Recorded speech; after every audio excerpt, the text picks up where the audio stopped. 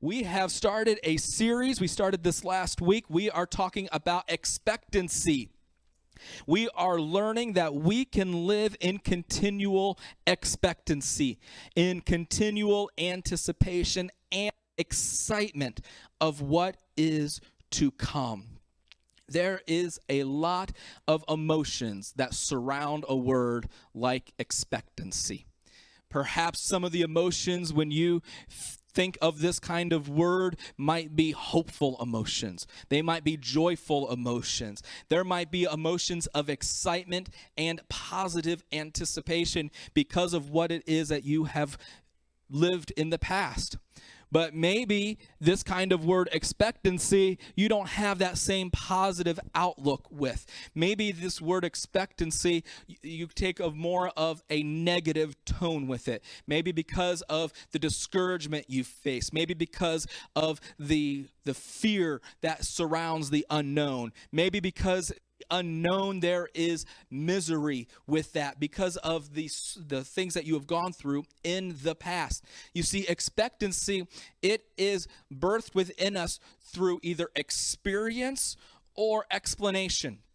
It's experienced by us with what we go through, what we have lived through, what we have walked through. But it's also explained to us because we hear what other people have to say about the unknown, and then we start to develop and start to live those same feelings in our life. You don't believe me? Just start reading the comment strings on some of the major news network posts and start to see some of the cynicism and some of the expectancy that people have that's not a good expectancy but a negative one, and see how it starts to affect you. We should be, as Christians, staying out of comment strings. They are not healthy for your spiritual health. Stay out of the comment strings. But God desires for us to live with a positive sense of expectancy. This kind of expectancy that is mysterious, that has a supernatural quality to it, that we are of anticipation of what it is that He is going to be doing in our lives. This kind of expectancy really starts to manifest itself around Christmas time. Maybe because you have that experience from growing up as a child, that Christmas was a great celebration, that it's filled with fond memories, that it's filled with joyful times. And so you get that excitement, that anticipation of what Christmas is for you around this time of year, and it's a positive thing. And so God wants us to not just live in expectancy between the day after Thanksgiving and December 26th, but to live in expectancy in May and to live in expectancy in October, that we should have an expectant heart. And that's where this Christmas story that you read in Matthew chapter 1 and Luke chapter 1 and Luke chapter 2 deals with expectancy. There's expectancy with the whole nation of Israel. For hundreds of years now, they have been told about a coming king that is going to come and is going to set up their reign and his reign on planet Earth and free their people and let them live under free from the oppression of others. And they have been living in expectancy for hundreds of years.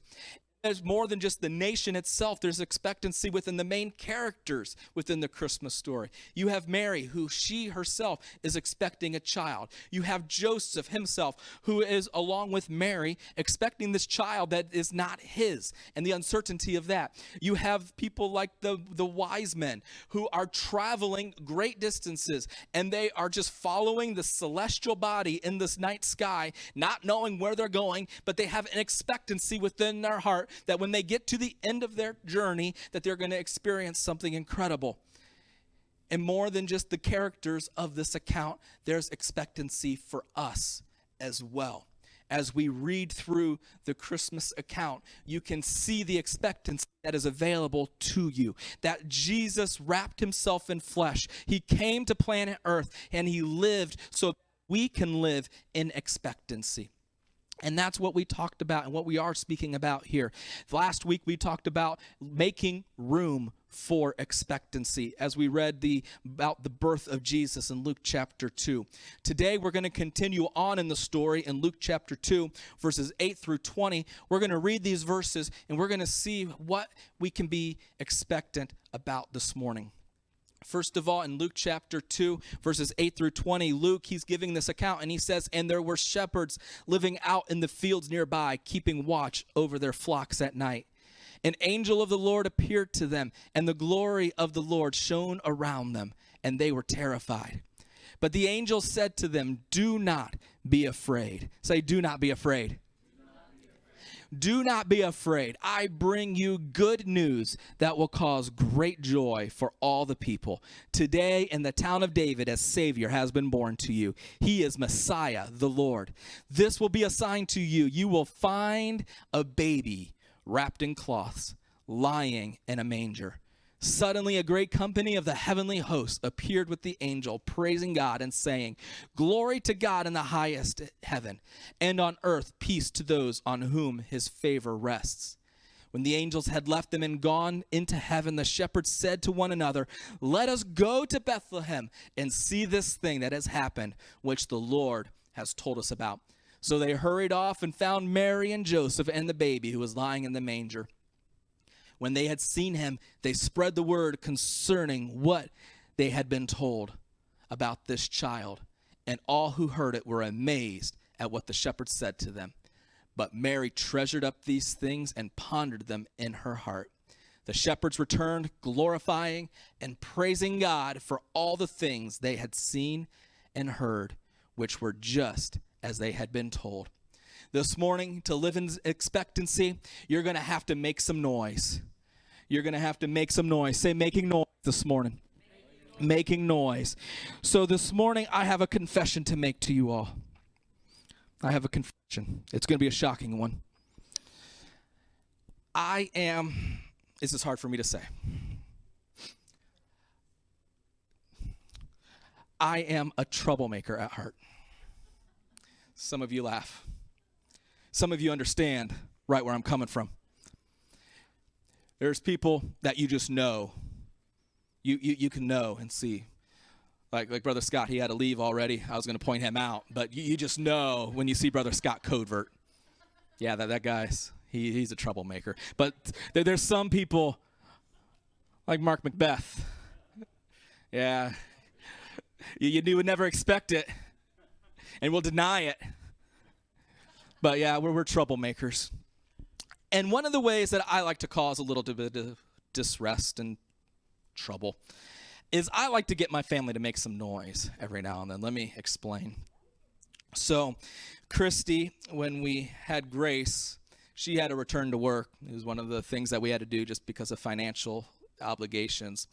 And we really had the goal that we wanted her to be able to stay home when we had our second child. And so over the course of the next couple of years, we worked diligently to be able to get her to be able to stay home financially. We worked diligently to do so, and Noah was born, and we were finally able to do so.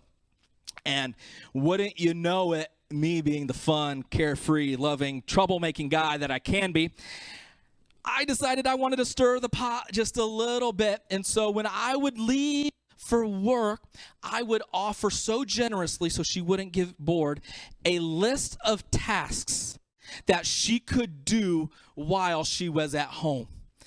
Wouldn't you know, this would cause her to make a little bit of noise. Yeah. No. We don't need it. They could use their imaginations. They don't need to know what the expectations were. You see, one of the ways I like, and I still carry this through to this day, is I will expound and really hit on gender stereotypes with my wife, just jokingly. Not enough for her to leave me, but just enough for her to make a little bit of noise, right? Every now and then, Chris, you're laughing. I have a feeling you do the same thing every now and then. Just a little bit. All right, just a little bit. I even carried it through to this morning, not with Christy, but with my family. You see, this week was an extremely busy week for the Hans, just ministry-wise, and it's one of those weeks that we did not get our normal family day like we tried to accomplish on a Friday. And so Friday I was busy, had a lot of things to do, and then Saturday we had tinsel and tidings here at the church, so we couldn't do it yesterday. Well, we could have yesterday afternoon, but just to be honest, I just wasn't in the mood to do it. I really wanted to rest and get ready for today, and so I really dragged my feet on it.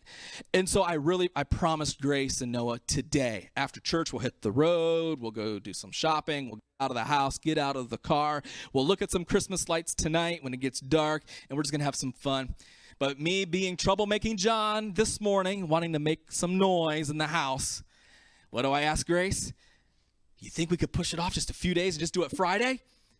I got a big resounding no, because it made some noise. Wouldn't you know it? God does stuff to get us to make some noise.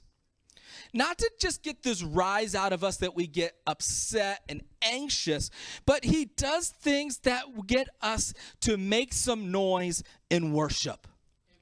He does some things that gets us to raise up our voices, raise up our hands, to exclaim his goodness, his grace, and his mercy within our life. He provides for us, he heals us, and he helps us. And he does these things not just for our benefit, but for his own benefit as well, because he is a God that wants to have his creation make some noise. The Christmas season and the Christmas account is filled with characters and people that made noise. Before Luke chapter 2 and before these shepherds in the verses that we just read, in Luke chapter 1, you have Mary. And she's just received this word from Gabriel, the angel, who says, you are going to be carrying a son, not by natural means, but by supernatural means. And this son is going to be the Son of God. And wouldn't you know it, Mary, she's open to it, but I got to think she's a little troubled by it. And because she immediately leaves her town of Nazareth and she takes a trip. She goes away for 3 months to visit a relative by the name of Elizabeth.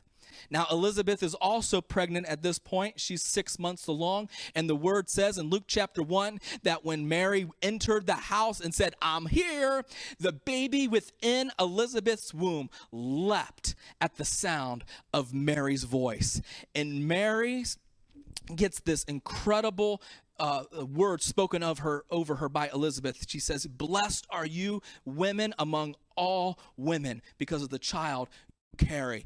And this proclamation makes Mary make some noise. And the immediately few verses, 10 or so verses after that, if you cut this Bible with section headings in it, it probably says Mary's song, because the word spoken of her begin to take root, and the promise in her life begins to flourish, and begins to get excited about it and expectant about it, and she makes some noise. In those verses immediately following that, Elizabeth, she gives birth to a son. And the father of this individual, John the Baptist, who is just born, is a guy by the name of Zechariah. Now, Zechariah has a fun story at the beginning of Luke chapter 1, because Zechariah, he's a priest, and he was in the temple one day serving God, and the same angel came to visit him before he came to visit Mary, and said, you know what, you and your wife that you've been trying to have a baby for decades, it hasn't happened, it's gonna happen now. And what does he say? He doesn't say praise God, he doesn't say okay, I receive it. He questions the promise and says, how can I be sure that this is going to happen? A few years back, I preached a message and I warned you all, never backtalk an angel. Because when you backtalk an angel, what happens? Your voice gets taken. Zechariah's voice for nine plus months gets taken. And he's unable to speak. And John the Baptist is born. And they start to debate. We have gender reveal parties now in 2020, and over the past few years, they have a naming reveal party. And they have a whole bunch of family members over, and they're like, what are we going to name him? What are we going to name him? We're going to name him after Zechariah. And Zechariah, he pulls out his tablet, not his iPad, his writing tablet, and he writes down, and he says his name will be John. And when moment he writes that down, his lips are opened, his tongue is loosed, and maybe you have that Bible with the section headings, and it says Zechariah's song. And he begins to make some noise to God because of the expectancy in his heart and the expectancy that's been revealed. In Luke chapter 2, after the angels come and visit the shepherds, there's an account of how Mary and Joseph take baby Jesus to Jerusalem to be dedicated at the temple, to be circumcised. And there's a couple of individuals at this temple. One is named Simeon, one is named Anna. We're going to talk about them more next week, but they have been living in expectation, some of them for decades. One of those guys for decades. And when they see the promise of their expectation fulfilled, they make some noise. I'm here to telling you today that God does things to get his creation, to get his people to make some noise. He's not hoping it's going to happen. He's not up in heaven fretting it's going to happen. And in fact, in Luke chapter 19, Jesus himself says that if it doesn't happen, the rocks will cry out in our place. You see, it is the purpose of every created being, whether conscious in thought or just inanimate object, to in some way, shape, or form declare God through making some noise. I have some incredible neighbors here across from our house. One of them was in the first service, and I got to talk about my neighbors with her in the room. It was kind of fun because you should really listen carefully when you leave today. When you leave, you might hear some music that's saturating the neighborhood. You see, my neighbors across the street, not the one directly next door, but the one across the street from me, they don't just play, they blast the Joy FM. Not just during waking hours, all day, every day, throughout the night. It is incredible. I love it because one day I go out in the middle of summer and I get to hear, you turn graves into gardens. I know that's not the way the melody goes, but you got the praise and the worship just infiltrating our neighborhood, just saturating the neighborhood. And you know, this Christmas season, it's a little interesting on the Joy FM because they play the same 12 Christmas songs over and over and over. And one moment you might have Chris Tomlin, and in the next moment you might have Mariah Carey. But it's fun because we are making some noise of praise within the neighborhood. God wants people to make some noise. God desires for us to have an expectancy to worship. That I am coming into the house. David said, I am going into the house of the God to worship. There was an expectant heart that he had. He wants you, his creation, not just to expect from him, but to expect to give to him and to have an expectancy to worship. There's an expectancy in worship, that there is something that is received from the Father when you act in worship. He wants you to have an expectancy in worship and to have an expectancy from worship. That you can leave encouraged, that you can leave filled with hope, leave filled with joy, and you can live in this expectation this morning. You've got to make some noise to God, that you might not have the most rhythmic voice, you might not have the most lyrically conscious mind, but you can make a noise that is joyful to the Father, and that when you make some noise, you'll go farther than you ever did when you were silent. Your noise does something. God wants you to make some noise, and your noise will have some unexpected results. That's what happened with the shepherds in our account here of Luke chapter 2. There were some unexpected results that they never thought were going to happen. And we want to look at some of those unexpected results that the shepherds had, because if it was unexpected for them, the same unexpected thing can happen to me. See, first of all, making noise, you will see what you never thought needed. You're going to see what you never thought was needed. In Luke chapter 2, verse 8, you can see that they were outside. They were looking for something. It says that they were in the field at night keeping watch over their flocks. Because there is an expectation. In this particular case, they're making sure that anything negative happen to the flock doesn't happen to the flock. Because they know that if they don't watch out, something bad could happen to these sheep. And so they're keeping watch over the flocks at night because of the expectation. Keeping watch is an activity of expectation. And so when we keep watch during the day, it's an expectation of hope. That when things are going well in our life, when things are going without so much problem in our life, I consider this a daytime season within my life. And keeping watch during the day sometimes is easy to do. But keeping watch at night, that takes some noise sometimes. When it seems dark, when it seems like I don't want to be up right now, when I would rather be resting right now, when I'd rather be closing my eyes right now, not being so diligent right now, it might take some noise for me to be able to keep watch and keep expectant during the night. Because the word suddenly that happened in Luke chapter 2, verse 13, suddenly doesn't always feel like suddenly. When it's dark out, when the season has been long, when the road has been hard.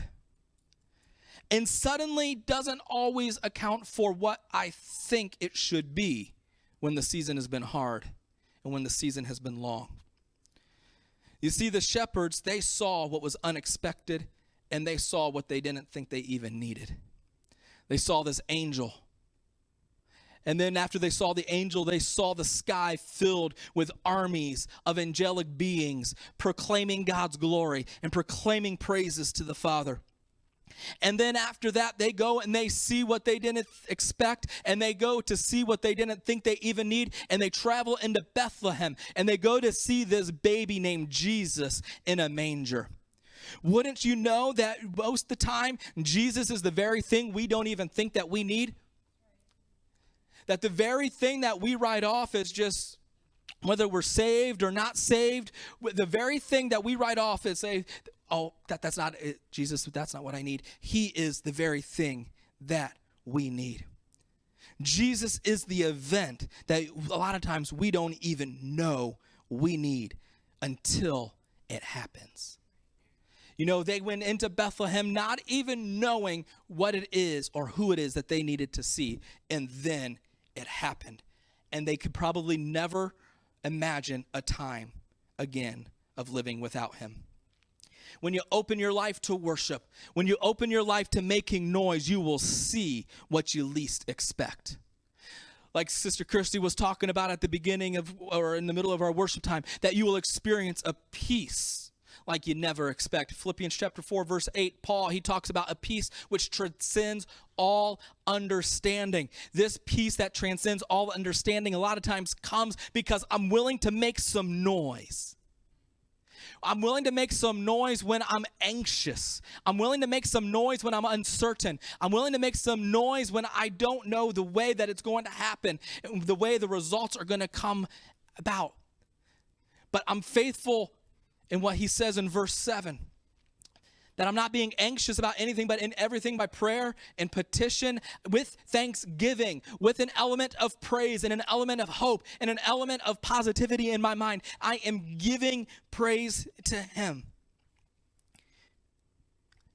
Making noise, you will see what you never thought needed. You will see what you don't even know you need. Love where you feel unlovable. Joy where you feel apathetic. Patience where you normally feel agitated. Making noise. Secondly, this morning, making noise, you will go where you never thought important. You'll go where you never thought important. In verse 15 of Luke chapter 2, it says, when the angels had left them and had gone into heaven, the shepherds said to one another, let's go to Bethlehem and see this thing that has happened. This phrase, this thing, literally translates to let's see this word that has happened. Isn't that amazing? Because in John chapter 1, the Apostle John, he says that Jesus is the Word. And so if the angels are giving a word about the word, the shepherds, they are excited and they're expectant to go and see not just the word that was spoken to them, but the word that has come to planet Earth. And this thing that they never thought was even important, they begin to find in a place of least importance. You see, Jesus, he's the great high priest. You see, Jesus, he's the great ruler of Israel and of the world. Jesus is the great social influencer of his day. And of all these titles and of all these accolades that you could speak of about Jesus, he's not in any of the places where you would think he should be. As the conquering king that the word says that Jesus is, he's not in the local city government building.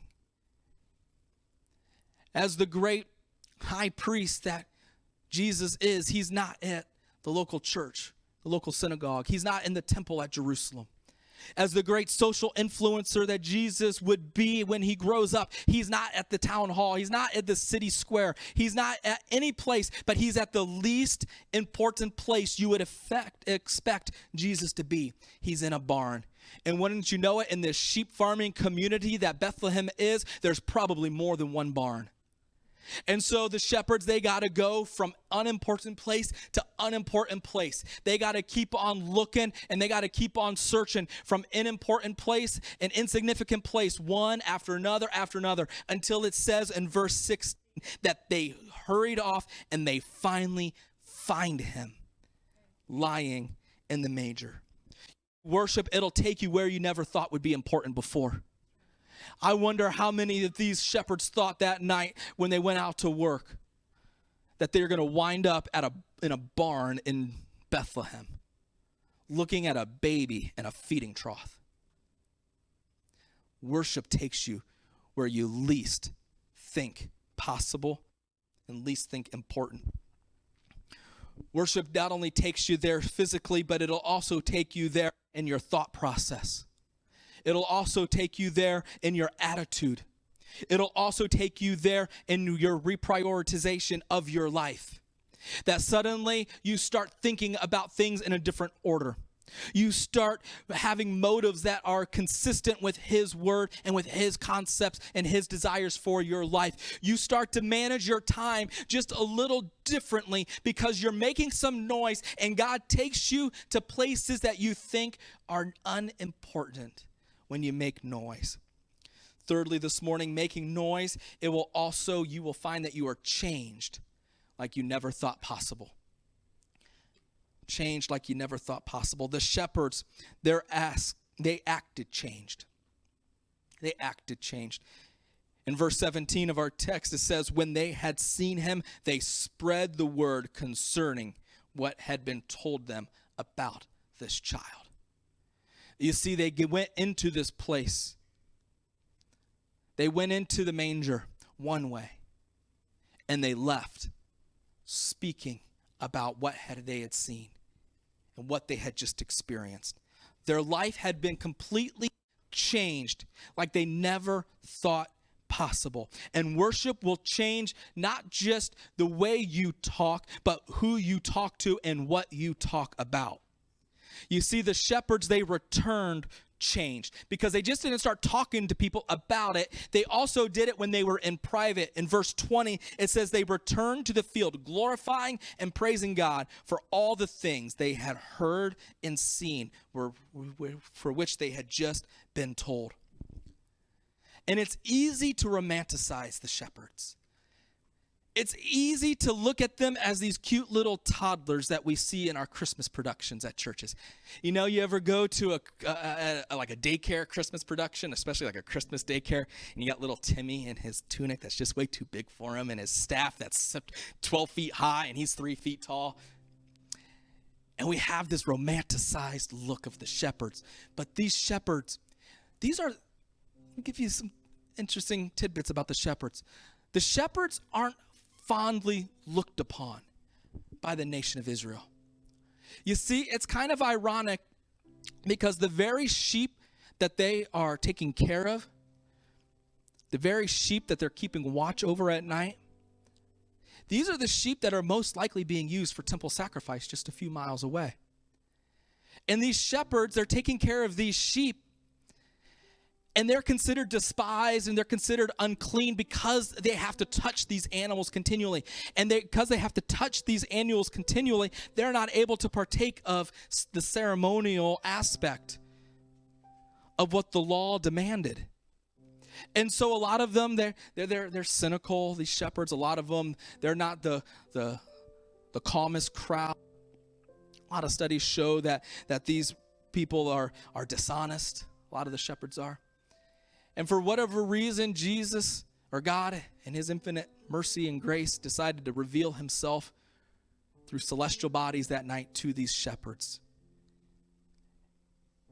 And the very beings that were despised by the religious leaders and the religious people of Israel are the first to see the spotless Lamb that comes to save them. And they are changed like they never thought possible.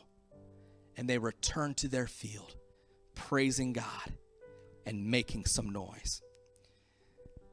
Worship changes your heart. Worship changes your mind. Worship affects your physical well-being. Worship affects your mental well-being. Worship affects your spiritual well-being.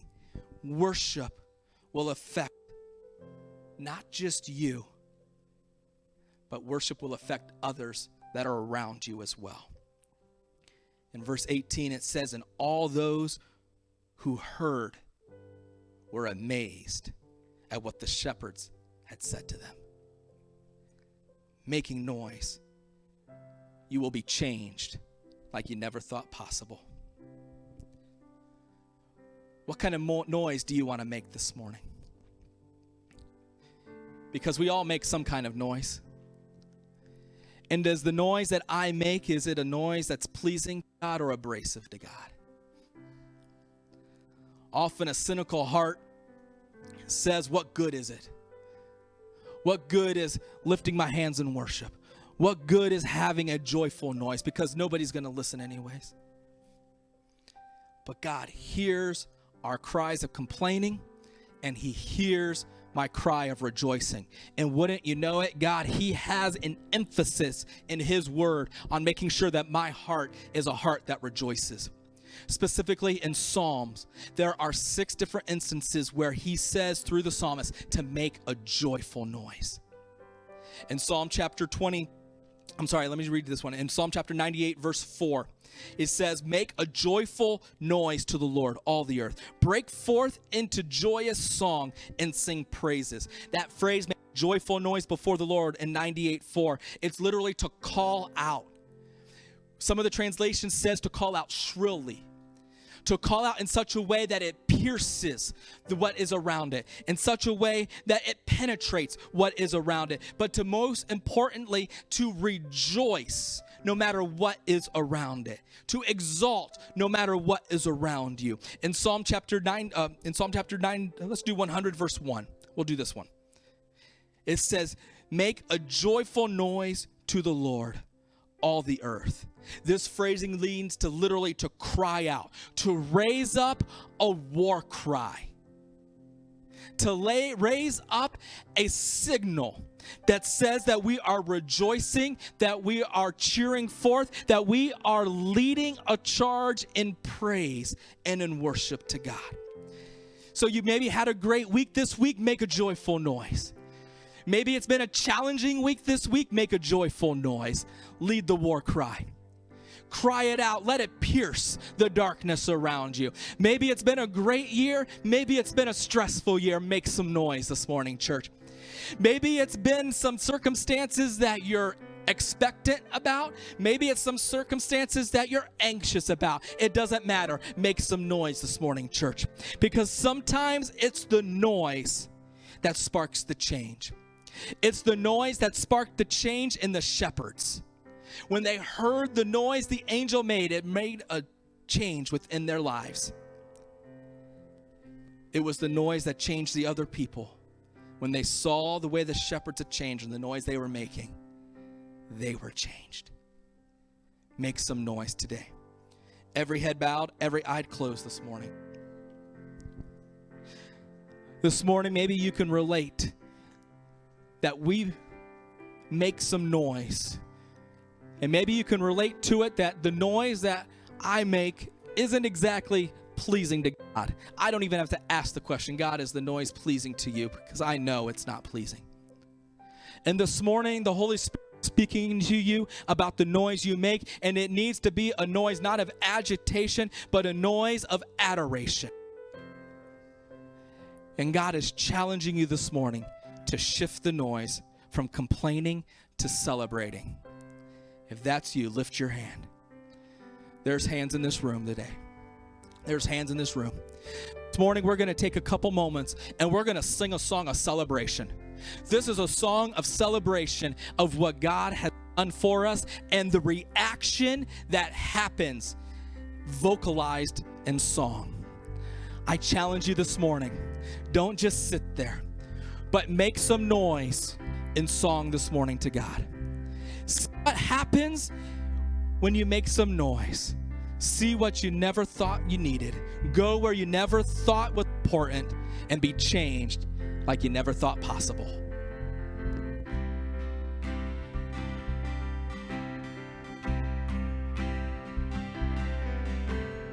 God, I'm on my knees again. God, I'm begging, please again. I need you. Oh, I need you. Walking down these desert roads, water for my thirsty soul. I need you. Oh, I need you. Your forgiveness, it's like sweet, sweet honey on my lips, like the sound of a symphony to my ears, like holy water on my skin.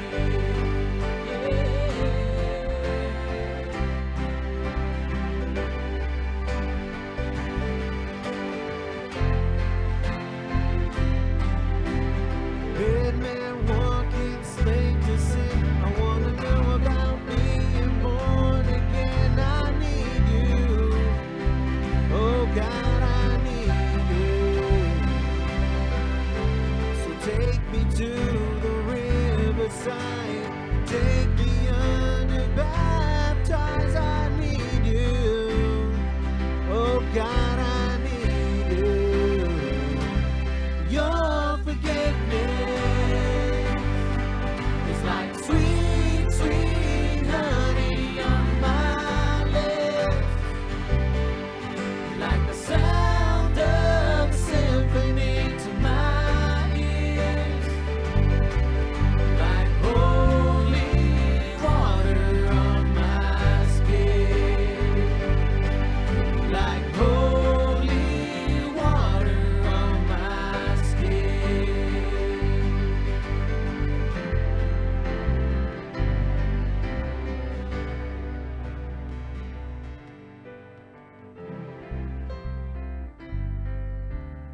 I don't wanna abuse your grace.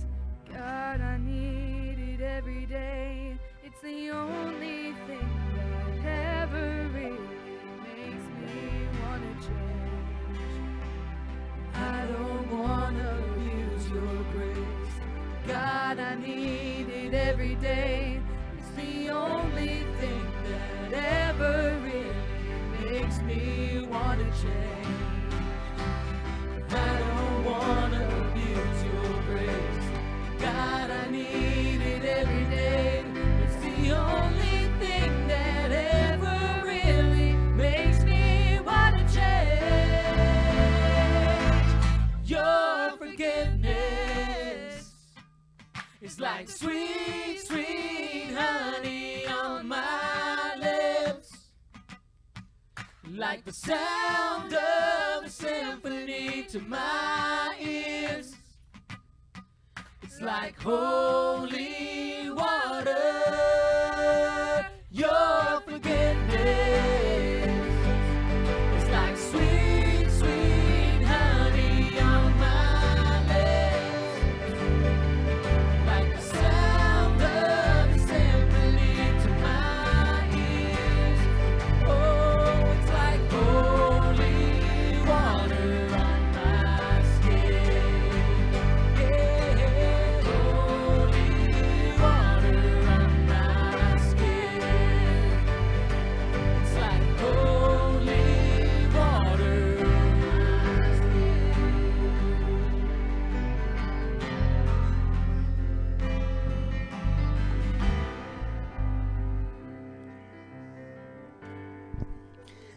Nothing quite like his forgiveness to get his creation to make some noise this morning. How are we going to live this out this week? There's a couple of ways. First of all, we're going to think on it. What tone does my noise normally make? Do you think it's pleasing or abrasive to God? Is it pleasing or abrasive? And then we're going to act on it this week. We're going to reflect on and then write down 5 ways you have seen God move in your life in 2020. 5 ways that he has done something for you this year. Write them down and then make some noise about it. Praise him about it. Lift up your hands and worship about it. Some things that you didn't think you were going to come through, but he brought you through it.